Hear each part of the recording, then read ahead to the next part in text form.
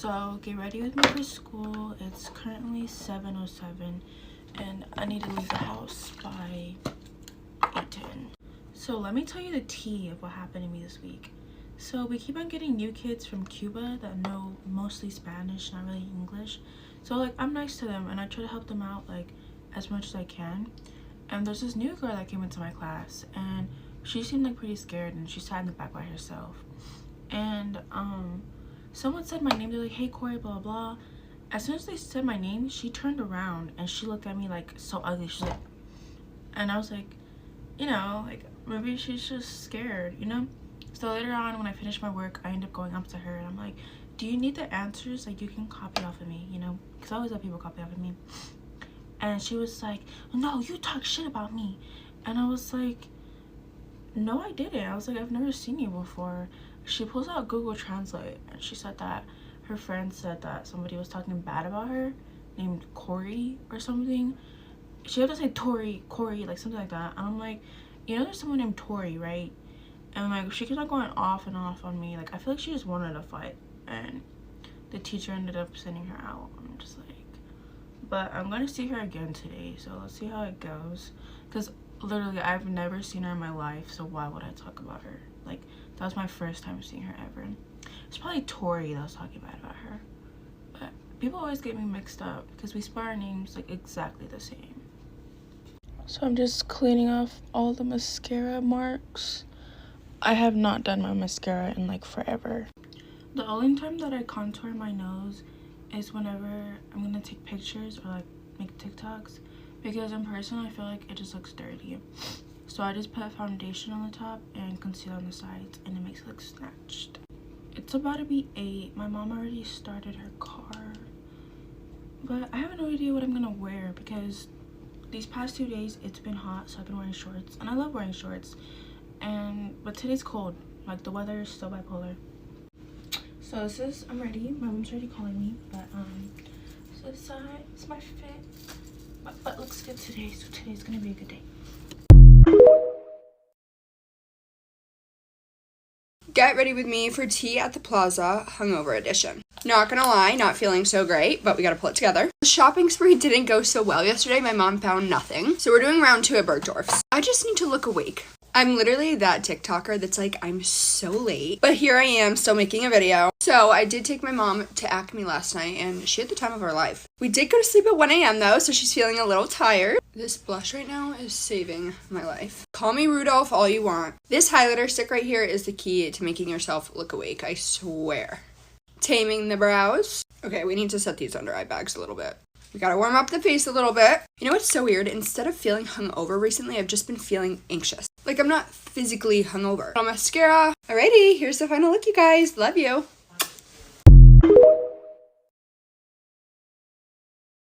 Besties, we have so much to fucking talk about. Don't be surprised if there's going to be a part 2 to this video, but I'm going to try to cram it into 3 minutes. Yesterday was my date with Mr. Downtown. We were going to go to a restaurant and then, I don't know, just have a little solo date. I think that every time we've gone out, our date has gotten crashed by somebody, so I was really looking forward to this solo date. Oh, but that was short-lived because the second I arrived, his roommate was like, oh my gosh, I was just telling Mr. Downtown that if you guys would be down to go on a double date with me. Mr. Downtown looked at me and was kind of like, you call the shots, but like, what the fuck am I gonna tell his roommate? No.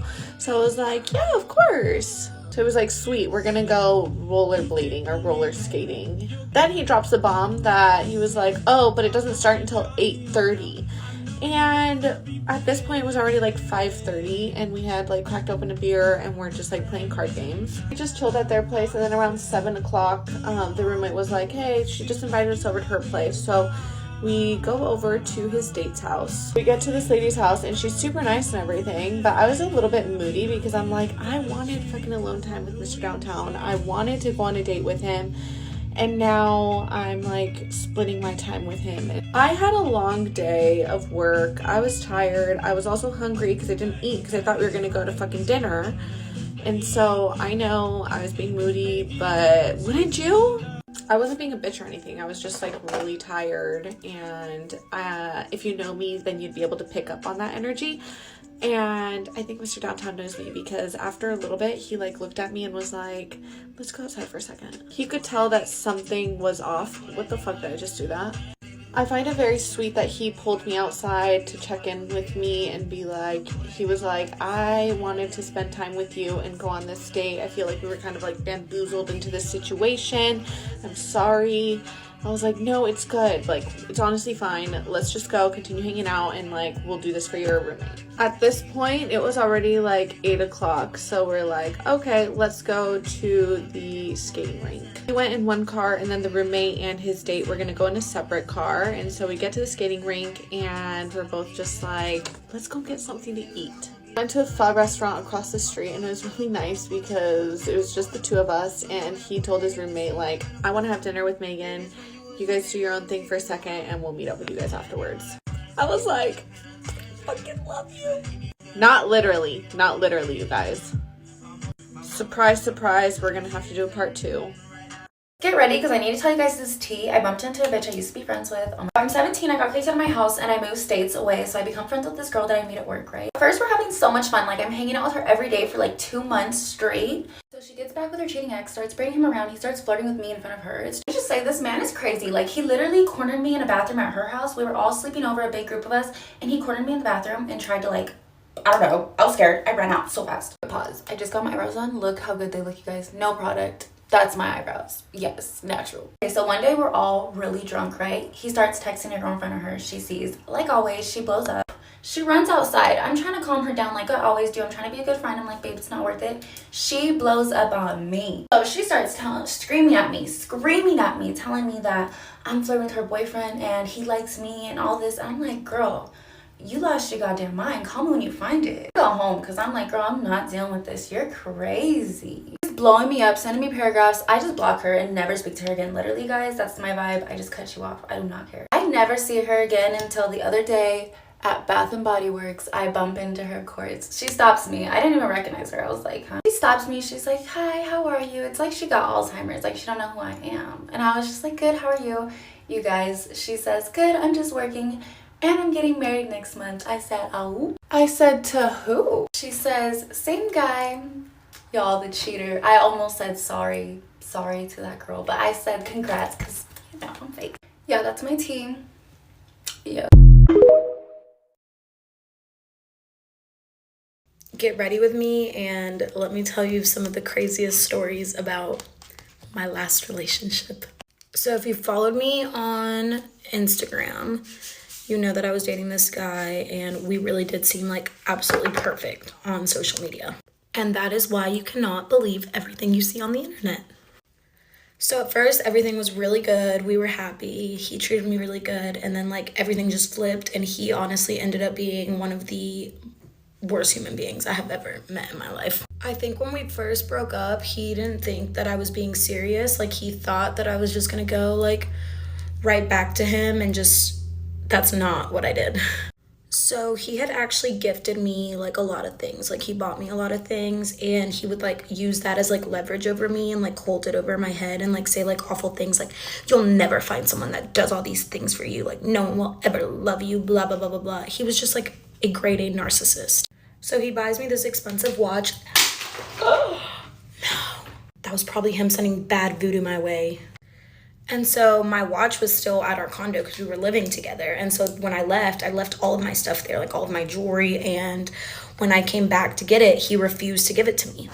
So a few days go by and he's not at the condo. So I go back and I take all that is mine, like all the stuff that was mine, including the watch that was mine because he gifted it to me. When I tell you guys that was the worst mistake ever, he literally started to harass me. He was just saying so much like mean shit. Like I've never had anyone speak to me that way ever. And so I just finally like blocked him and I was like, I'm keeping what is mine. Oh, and he's a lawyer and was threatening me. He was threatening to show up at my place of work, threatening to like, I don't know, sue me for taking this watch. Like that's mine. So at this point I have him blocked on everything. Like I have him blocked on Instagram off my phone so that he can't reach me. So he Venmos me to like message me. And he's literally such an asshole to me on Venmo. And then at like randomly 4 a.m, he's like, I love you, I'm sorry. I obviously do not respond to him, and he emails me. Respond to the email and tell him to like leave me alone. And in the last message I sent, which he was the last message he responded to, I was like, you're a lawyer, you should know better, like stop. But yeah, he was literally like verbally abusive like our entire relationship, and I kind of put up with it for a little bit, and then I started realizing like, oh my gosh, this is not okay. And when I tell you, he would send me messages like, you're going nowhere in life, you will never find anyone that's me, like it was awful. He was so narcissistic. He would like look at himself in the mirror and be like, I'm so cute, all the time. My best friend hated him because I would always call her crying because he was so mean to me. He literally wanted me to spend every second with him. Like if I was away for too long, he would get mad at me and start a fight. I'm really not one to air out dirty laundry, but he fucking deserves it. Yeah, I don't believe everything you see on social media, and fuck narcissists.